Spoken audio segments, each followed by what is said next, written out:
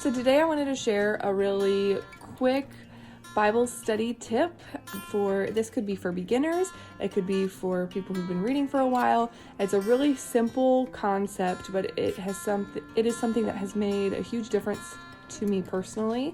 A while back, I decided to change up how I was reading my Bible and try to dive in deeper to smaller sections instead of trying to read, really large chunks.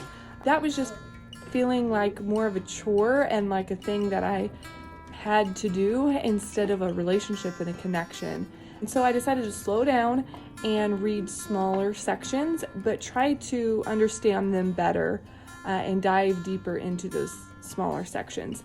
And one of the things that I started doing is to read a passage 3 times in a row. And this has helped me so much. And I know it might sound silly to read the same exact thing 3 times in a row. You've already read it once. Why are you going to read it 2 more times? But I promise you, it has made so much difference to me. It's really amazing how the 3rd time you read it, you will find things that you didn't even realize were in there the first time. And so there are a couple ways that you can do this.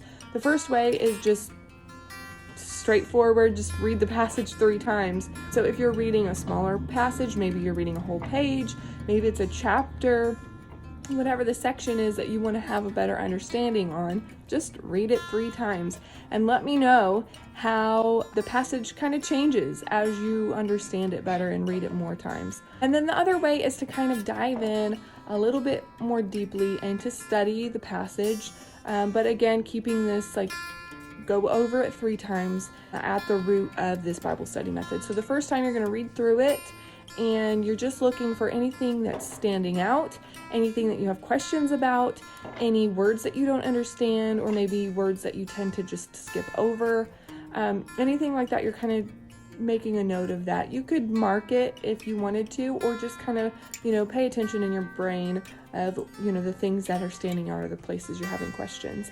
And then you're going to read through it a second time. I like to do this in another translation. I actually open my Blue Letter Bible app and I'll read it through in a second time in another version. So I have my actual Bible that is the Christian Standard Bible, and then on my app I read it through in the King James Version.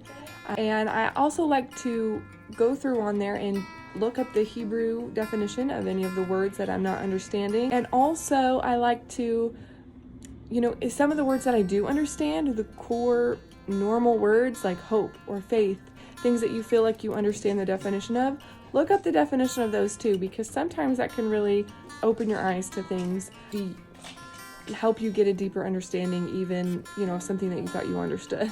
Also, reading through any commentary that you like to refer to, or cross-referencing, looking at other scriptures that have some of the same key words or phrases, doing your more in-depth Bible study. And I'm going to be doing more posts and videos on all of that. If none of that makes sense to you and you're not familiar with how to use a commentary, how to look up the word in Hebrew or the Greek definitions, or all of that, I'm going to be doing some videos and posts on explaining all of that. But you can keep it super basic, or you can dive in, and spend a lot of time. You could spend a ton of time on just a few verses if it's something you're really wanting to dig into more.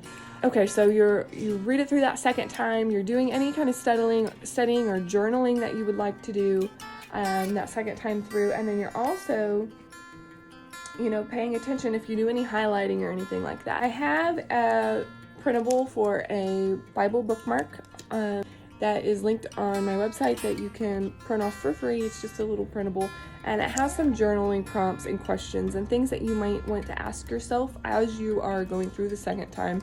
Like, what can I learn about how the apostles lived and ministered?